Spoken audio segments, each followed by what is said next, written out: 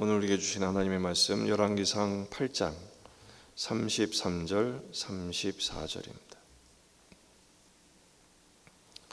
한 목소리로 읽겠습니다.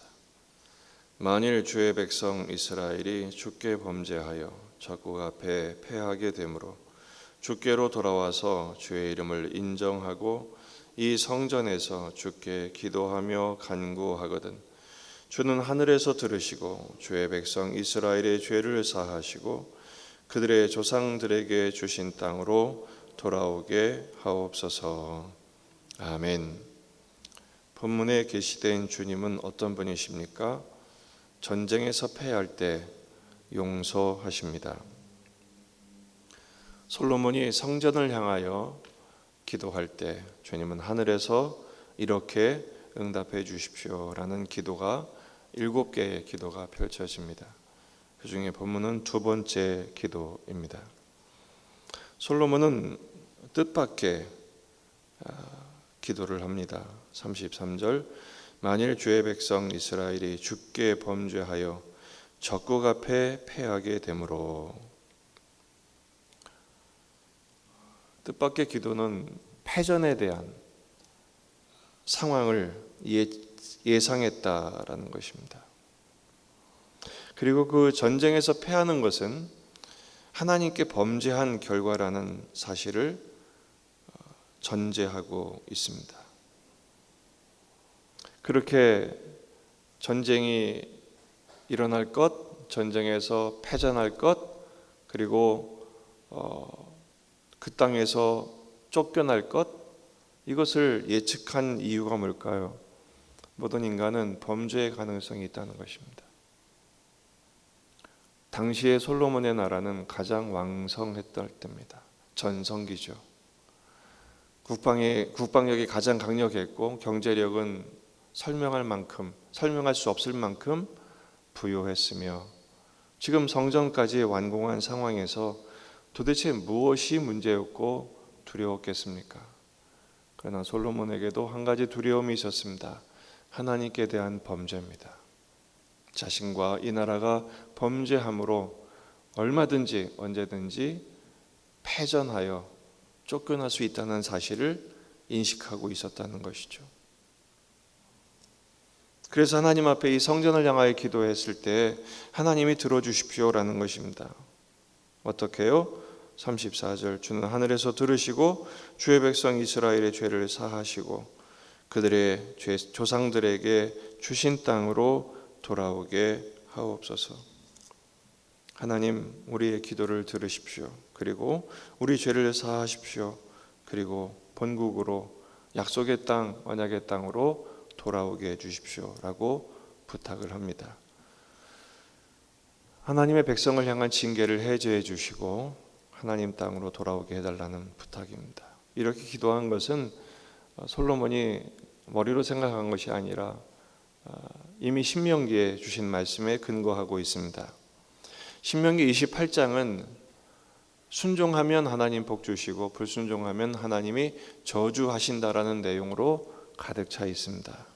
그 중에 15절입니다. 신명기 28장 15절 내가 만일 내 하나님 여호와의 말씀을 순종하지 아니하여 내가 오늘 내게 명령하는 그 모든 명령과 규례를 지켜 행하지 아니하면 이 모든 저주가 내게 임하여 내게 이를 것이다. 그 중에 쭉 나오는 가운데 25절 여호와께서 내 적군 앞에서 너를 패하게 하시리니 적군 앞에서 하나님이 내주신다는 것이죠.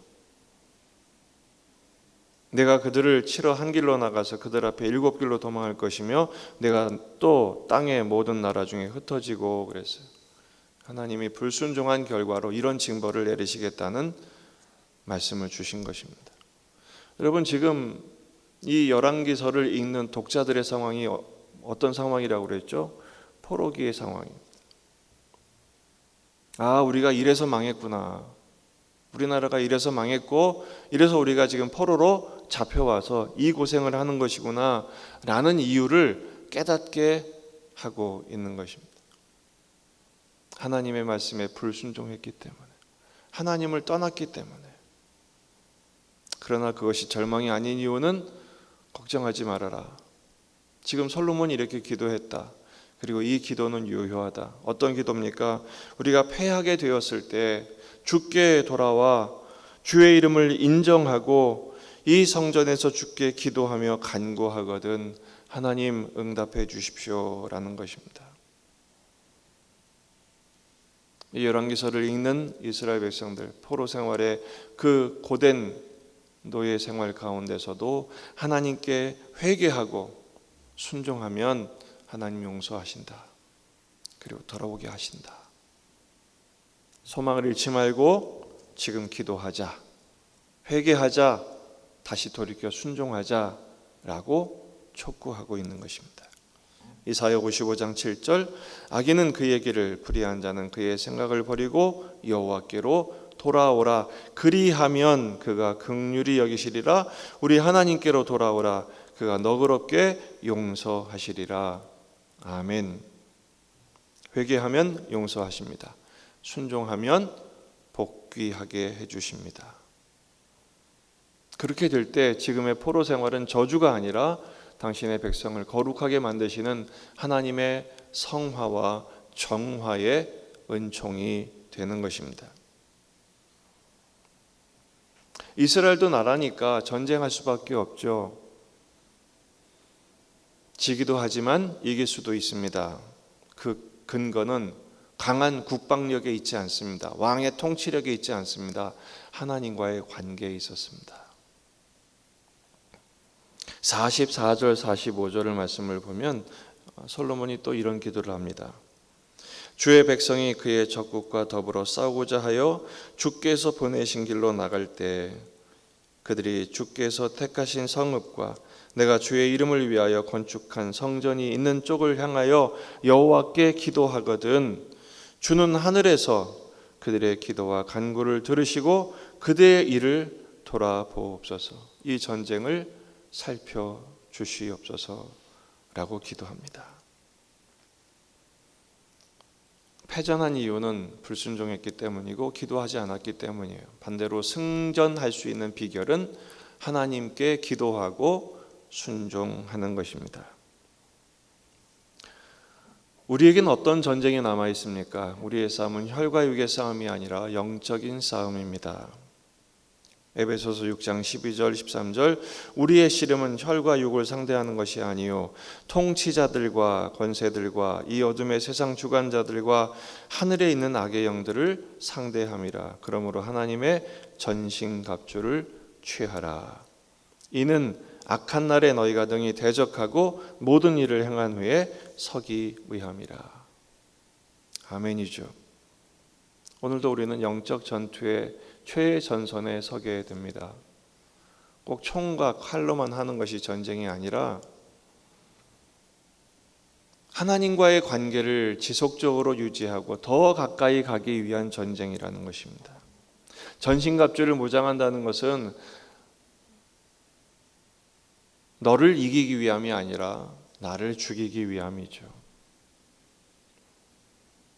이 전신갑주의 무장의 목적이 무엇입니까? 이 모든 일을 행하고 능히 서기 위함이라. 우리의 전쟁은 밖에와의 전쟁도 있지만 자신과의 전쟁, 내면의 전쟁이 더 중요합니다. 이스라엘도 외국과의 전쟁에서는 이겼지만 내부 문제 때문에 망한 적이 더 많습니다. 믿음의 선배들도 그렇습니다. 밖의 일은 승리했는데 자신을 이기는 일에 져서 낭패를 본 일이 참 많습니다. 그러므로 여러분 우리가 끝까지 서기 위하여 하나님 앞에 엎드려야 합니다. 하나님을 더욱 사랑하십시다. 하나님의 성전을 위해 이스라엘이 기도했듯이 우리는 예수님께 기도하고 하늘을 바라보며 기도하며 주님의 말씀과 순종하는 일에 또 엎드려 기도하고 주님의 뜻을 이루는 일에 오늘 하루 보내신 곳에서 시키시는 일을 감당할 때 주님 우리의 삶을 승전가를 부르게 하시는 찬양의 삶으로 감사의 삶으로 인도하실 줄 믿습니다. 이 일에 십자가의 군병으로 승리하는 저와 여러분이 되기를 주의 이름으로 축원합니다. 기도하시겠습니다.